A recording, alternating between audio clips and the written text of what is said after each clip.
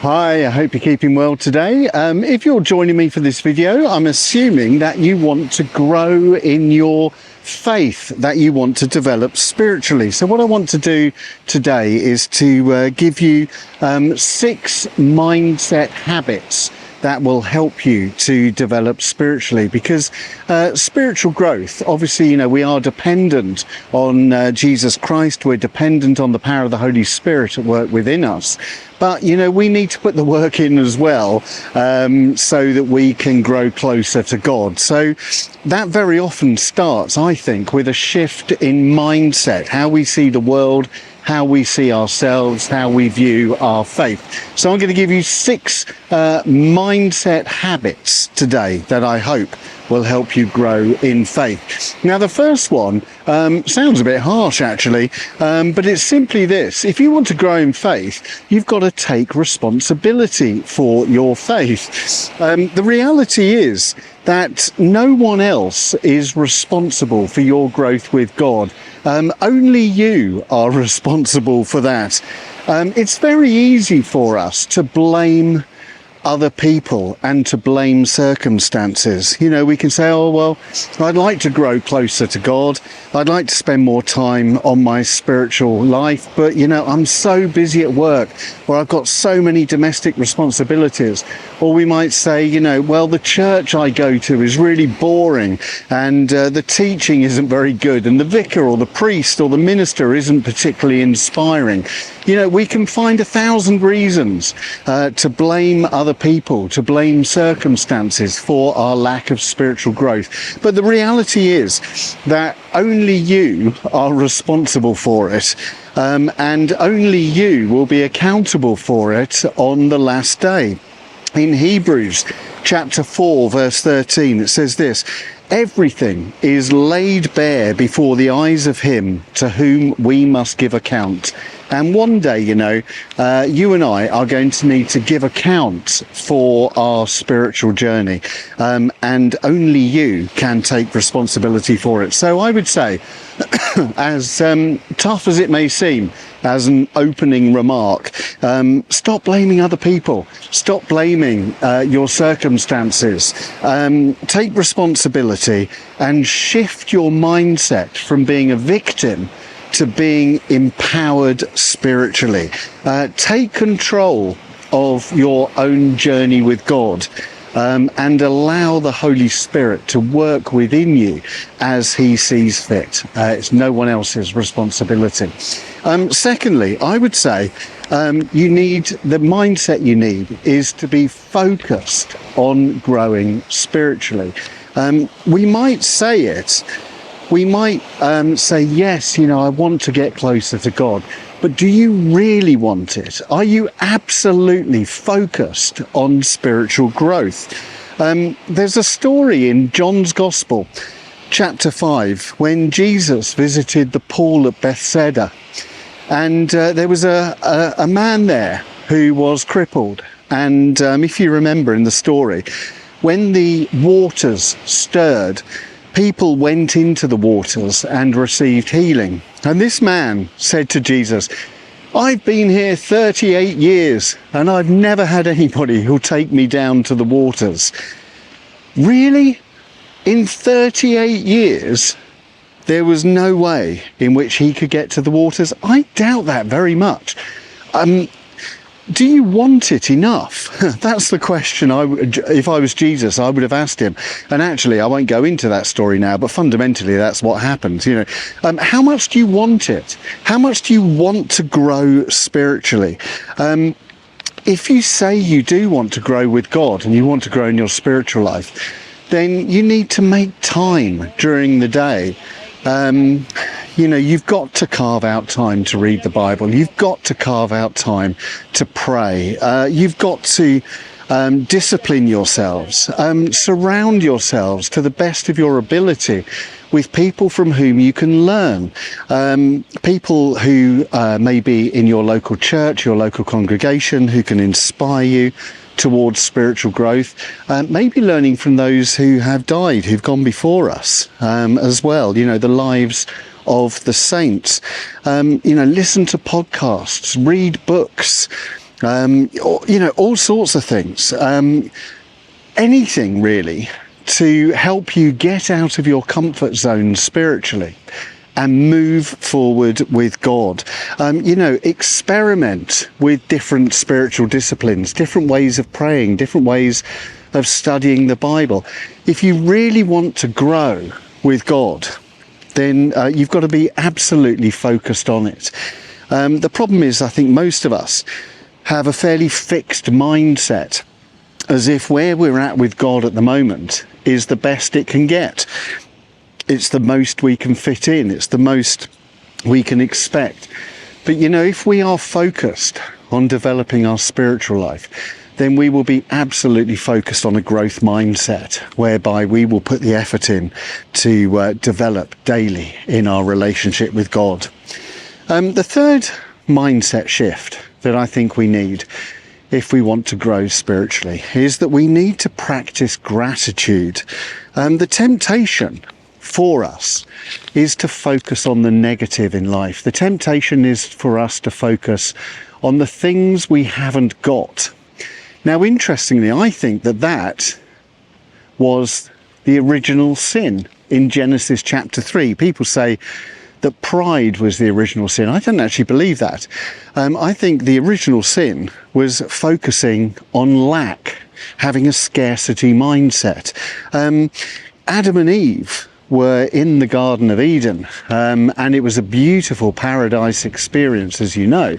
And, they had, dozens or hundreds or maybe thousands of trees to choose from which they could eat, and all this beautiful vegetation they can eat, and they lacked for nothing. But there was just one thing, just one fruit on one tree that they weren't allowed to have, and they absolutely laser focused in on that one fruit. The one thing they lacked defined their thinking.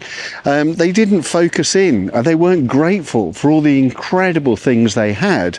They just focused on their mind on the one thing they lacked, and there came sin after that.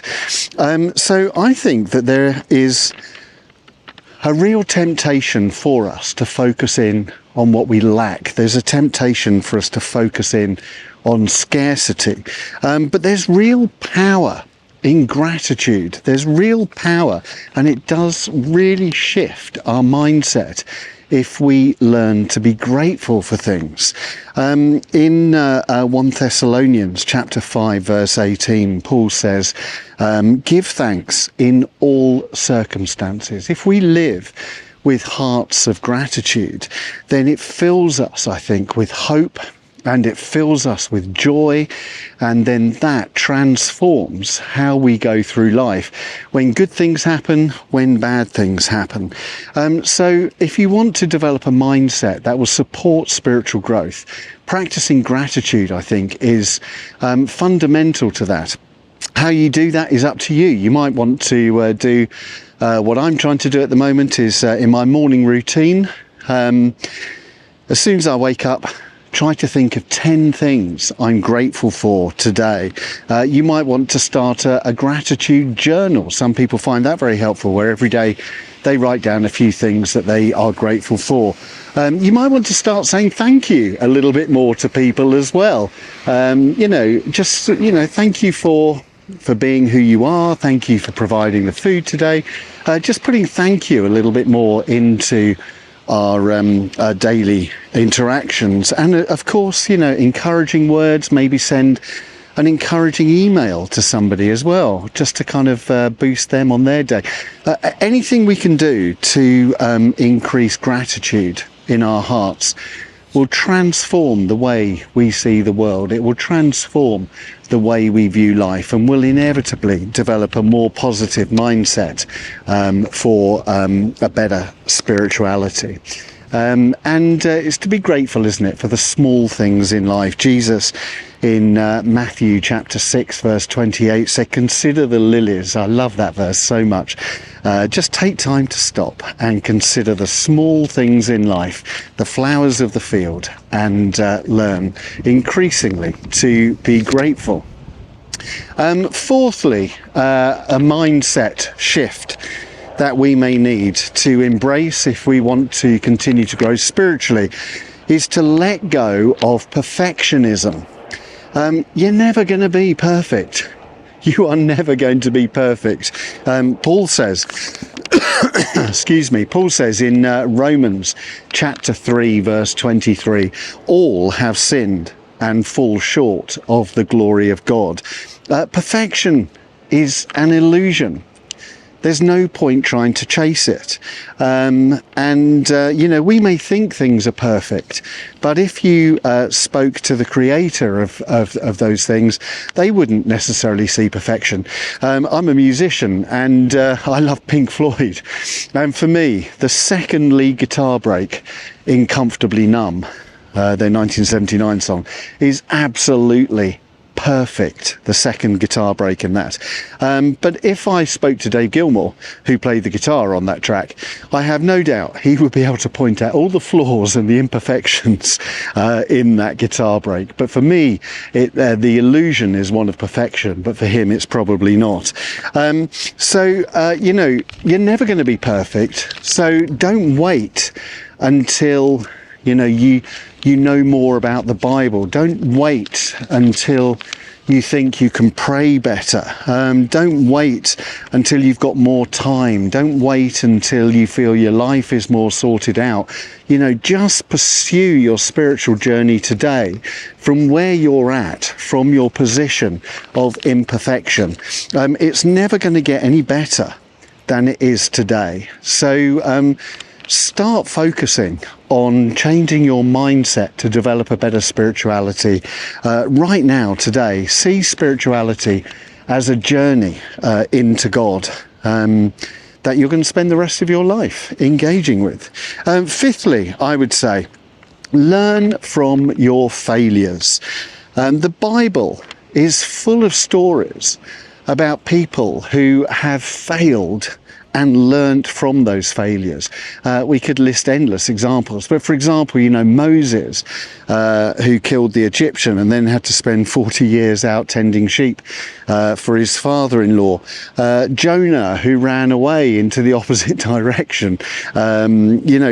Peter, who denied Jesus, but then kind of went on to found the early church. There's so many examples in Scripture of people who failed, but took their failures as an opportunity for deep learning.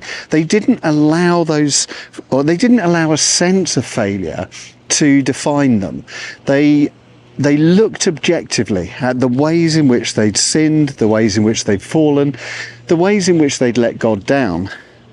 And they learnt from those failures. They used them as an opportunity to learn and an opportunity to come up with new strategies, new approaches, and fundamentally to strengthen their own lives and ministries. So I would say, you know, if you failed in life in the past, if you've really messed up like I have very often, you know, and got things wrong, don't let that sense of failure define you. Use those failures as a learning opportunity. You know, you failed. Okay, now you know what not to do in the future. It's a learning opportunity. And also, it gives us permission, I think, to experiment as well. Experiment with different ways of praying, experiment with different ways of reading scripture, experiment with different routines in your life. They might work out for you or they might not. Well, that's fine. Then, just shift it and do another one, try another way of doing it. Failure in many ways is our friend, because through failure is how we grow as human beings.